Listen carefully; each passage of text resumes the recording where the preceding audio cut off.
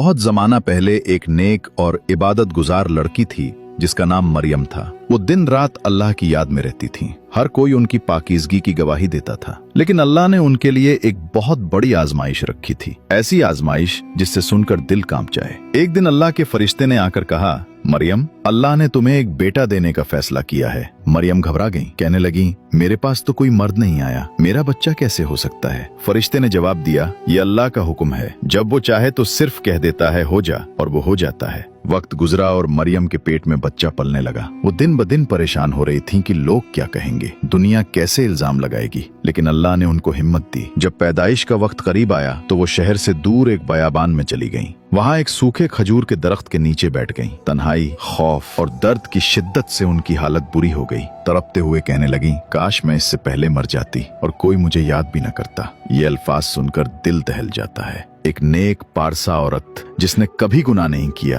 वो दुनिया के तानों से इतनी डर गई कि मौत की तमन्ना करने लगी। उसी लम्हे अल्लाह की रहमत नाजिल हुई। नीचे से एक आवाज आई, मरियम, गम न करो, तुम्हारे करीब एक चश्मा जारी कर दिया गया है। खजूर के दरख्त को हिलाओ, ताजा खजूरें तुम पर गिरेंगी। उन्होंने चश्मे का पानी पिया और खजूरें खाकर थोड़ी ताकत मिली। फिर बच्चा पैदा हुआ, हजरत ईसा। कुछ दिन बाद जब वो बच्चे को गोद में लेकर अपनी कौम के पास वापस आईं, तो लोगों ने शोर मचाया, मरियम, ये क्या है? तुम्हारे वालिद नेक आदमी थे, तुम्हारी माँ पाकीज़ा थी, ये बच्चा कहाँ से आया? ये अल्फाज तीर की तरह उनके दिल पर लग रहे थे, मगर अल्लाह ने पहले ही फरमा दिया था, तुम उनसे कुछ न कहना, सिर्फ इशारा करना। मरियम ने बच्चे की तरफ इशारा किया। लोग हंसने लगे, ये बच्चा कैसे बोल सकता है? और फिर अल्लाह के हुक्म से नन्हा ईसा झूले में बोल उठा, मैं अल्लाह का बंदा हूँ, उसने मुझे किताब दी है और नबी बनाया है। ये सुनकर सब लोग कांप गए। जिनको मरियम पर शक था वो हैरान रह गए कि एक नौमौलूद बच्चा कैसे अल्लाह की तौहीद और अपनी नबूवत का ऐलान कर सकता है। ये वाकया हमें बताता है कि अल्लाह जिसे चाहे इज्जत देता है।